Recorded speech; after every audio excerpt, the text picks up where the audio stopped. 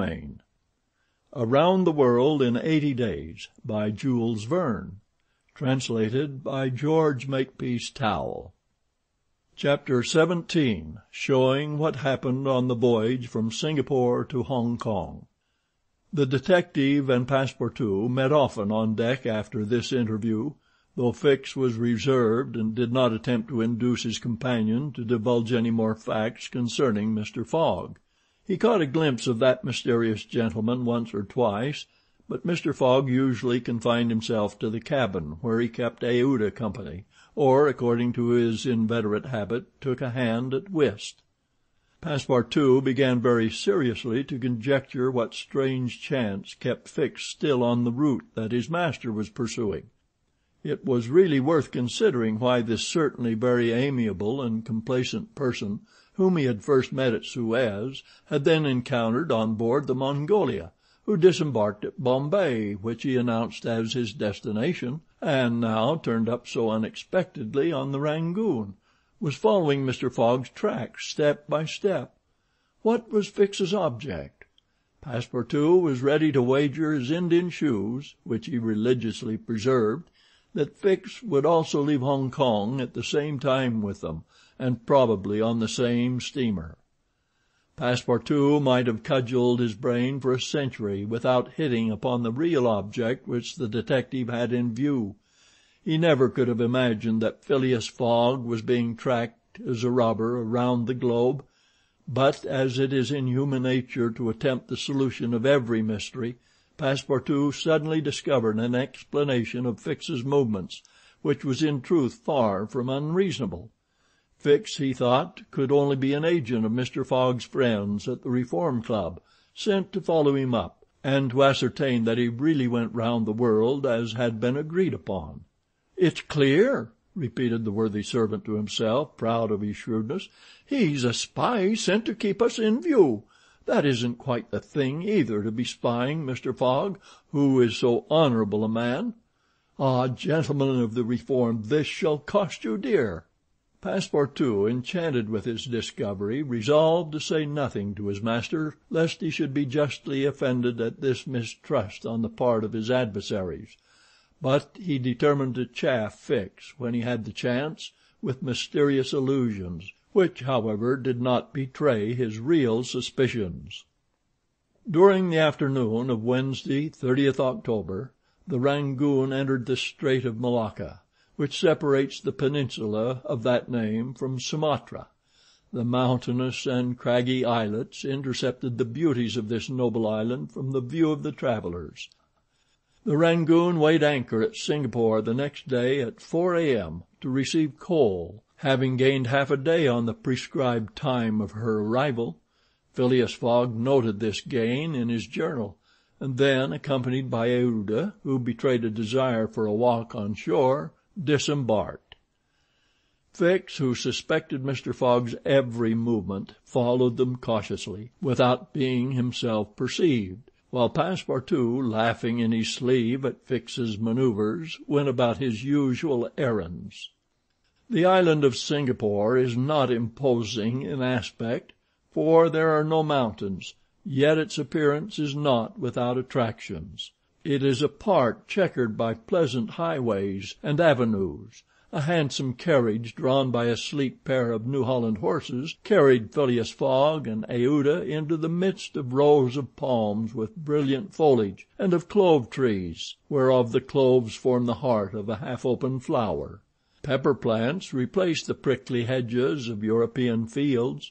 Sago bushes, large ferns with gorgeous branches varied the aspect of this tropical clime, while nutmeg trees in full foliage filled the air with a penetrating perfume. Agile and grinning bands of monkeys skipped about in the trees, nor were tigers wanting in the jungles.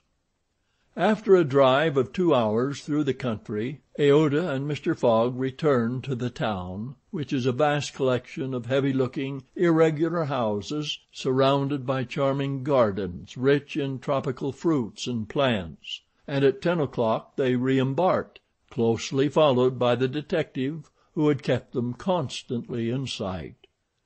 Passepartout, who had been purchasing several dozen mangoes, a fruit as large as good-sized apples, of a dark brown color outside and a bright red within, and whose white pulp melting in the mouth affords gourmands a delicious sensation, was waiting for them on deck. He was only too glad to offer some mangoes to Aouda, who thanked him very gracefully for them. At 11 o'clock the Rangoon rode out of Singapore harbor, and in a few hours the high mountains of Malacca, with their forests inhabited by the most beautifully furred tigers in the world, were lost to view. Singapore is distant some 1,300 miles from the island of Hong Kong, which is a little English colony near the Chinese coast. Phileas Fogg hoped to accomplish the journey in 6 days, so as to be in time for the steamer which would leave on the 6th of November from Yokohama, the principal Japanese port. The Rangoon had a large quota of passengers, many of whom disembarked at Singapore, among them a number of Indians, Ceylonese, Chinamen, Malays, and Portuguese, mostly second-class travelers. The weather, which had hitherto been fine, changed with the last quarter of the moon. The sea rolled heavily, and the wind at intervals rose almost to a storm, but happily blew from the southwest, and thus aided the steamer's progress. The captain, as often as possible, put up his sails, and under the double action of steam and sail the vessel made rapid progress along the coasts of Annam and Cochin China. Owing to the defective construction of the Rangoon, however, unusual precautions became necessary in unfavorable weather, but the loss of time which resulted from this cause, while it nearly drove Passepartout out of his senses, did not seem to affect his master in the least. Passepartout blamed the captain, the engineer, and the crew, and consigned all who were connected with the ship to the land where the pepper grows. Perhaps the thought of the gas which was remorselessly burning at his expense in Saville Row had something to do with his hot impatience. "You are in a great hurry, then," said Fix to him one day, "to reach Hong Kong?" "A very great hurry." "Mr. Fogg, I suppose, is anxious to catch the steamer for Yokohama?" "Terribly anxious." "You believe in this journey round the world, then?" "Absolutely. Don't you, Mr. Fix?" I don't believe a word of it." "You're a sly dog," said Passepartout, winking at him. This expression rather disturbed Fix, without his knowing why. Had the Frenchman guessed his real purpose? He knew not what to think. But how could Passepartout have discovered that he was a detective? Yet, in speaking as he did, the man evidently meant more than he expressed. Passepartout went still further the next day. He could not hold his tongue. "Mr. Fix," said he, in a bantering tone, "shall we be so unfortunate as to lose you when we get to Hong Kong?" "Why," responded Fix, a little embarrassed, "I don't know. Perhaps—" "Ah, if you would only go on with us! An agent of the Peninsular Company, you know, can't stop on the way. You were only going to Bombay, and here you are in China. America is not far off, and from America to Europe is only a step." Fix looked intently at his companion, whose countenance was as serene as possible, and laughed with him. But Passepartout persisted in chaffing him by asking him if he made much of his present occupation. "Yes and no," returned Fix. "There is good and bad luck in such things.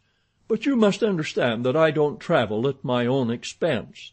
"Oh, I am quite sure of that," cried Passepartout, laughing heartily. Fix, fairly puzzled, descended to his cabin and gave himself up to his reflections. He was evidently suspected. Somehow or other the Frenchman had found out that he was a detective. But had he told his master?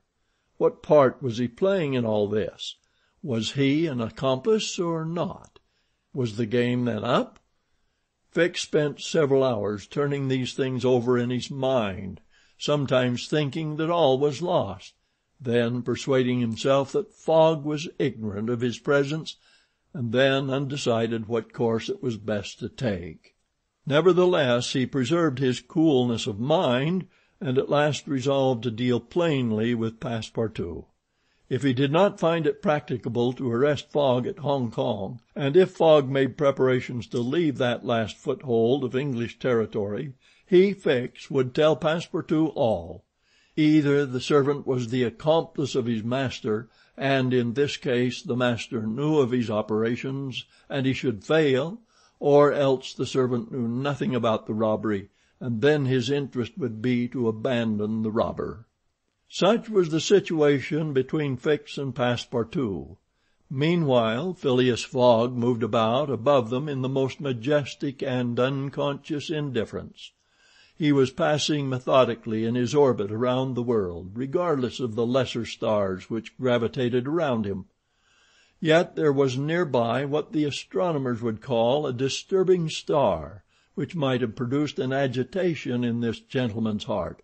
But no, the charms of Aouda failed to act, to Passepartout's great surprise, and the disturbances, if they existed, would have been more difficult to calculate than those of Uranus, which led to the discovery of Neptune. It was every day an increasing wonder to Passepartout, who read in Aouda's eyes the depths of her gratitude to his master. Phileas Fogg, though brave and gallant, must be, he thought, quite heartless.